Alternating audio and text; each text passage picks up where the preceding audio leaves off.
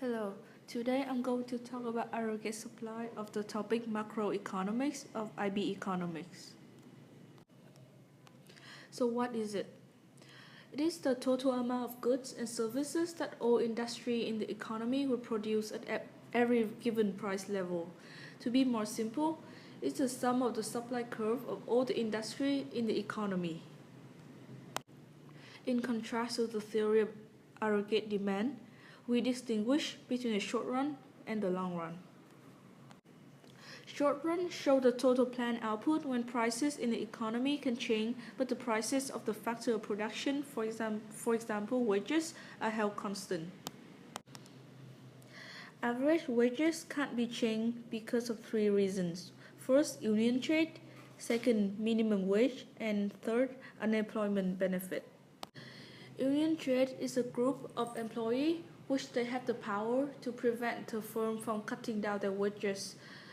Also, minimum wage doesn't allow the firm to cut down the wage to decrease the cost of production.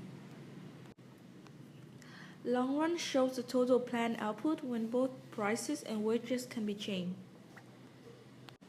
In the long run, the curve is assumed to be vertical. In the short run, the curve is assumed to be upward sloping. This is because high prices for goods and services make output more profitable and enable the businesses to expand their production by hiring less productive labor and other resources. A change in price level brought about by a shift in aggregate demand results in a movement along the AS curve. If AD rises, we see an expansion. But if AD falls, we see a contraction. Now let's move on to shift in short-run aggregate supply, aka SRAS. A shift from 1 to 2 is an outward shift increase in aggregate supply, while from 1 to 3 is an inward shift which is decrease in aggregate supply. The main cause of a shift in the supply curve is a change in business costs. For example, a change in wages. An increase in wages will lead to a higher cost of production. This would cause a firm to reduce its production, which will shift the curve inward, in this case from 1 to 3. At the same price, the firm will produce less from Y1 to Y3. Second, commodity prices. A change to raw material costs and other components also have the same effect. Next is a change in the price of import. If the capital or raw material used by a country industry are imported, then a rise in import prices will increase the cost of production. This can occur due to a fall in the exchange rate, which is also called depreciation. For example, if the values of the euro falls, then this makes the import price of the raw material and capital used by European producers relatively more expensive, raising the cost of production, which can shift the AS curve from 1 to 3.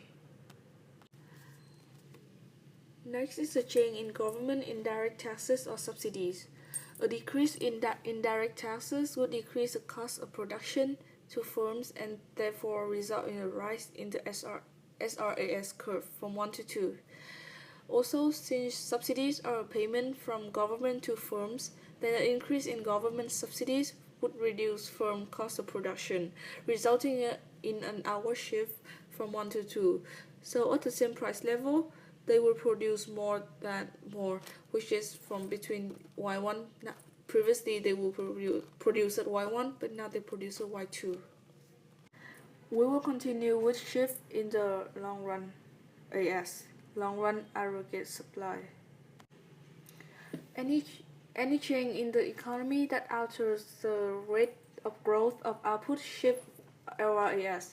Improvements in productivity and efficiency or an increase in the stock of capital and labor resources cause the LRAS curve to shift out. This is shown in this diagram. So, This lesson ends here. If you find this video helpful, don't forget to like and subscribe because we have many more videos that help you learn the basic knowledge about IB economics. Thank you for listening.